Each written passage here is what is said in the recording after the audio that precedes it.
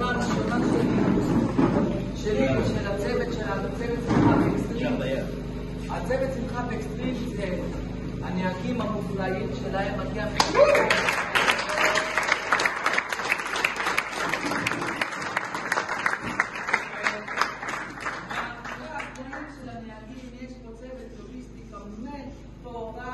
שדאג לכם להרגיש.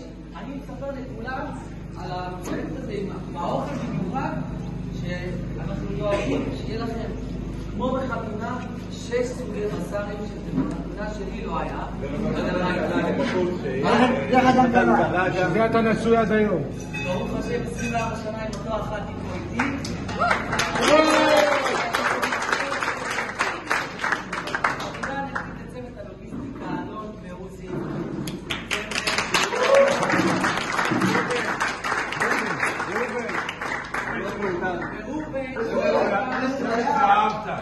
צוות ואהבת.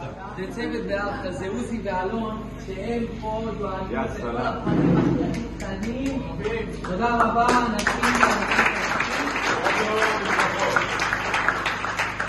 תודה ליצחק.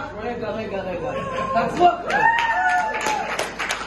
יצחק הוא צוות שמחה באקסטרים האמיתי.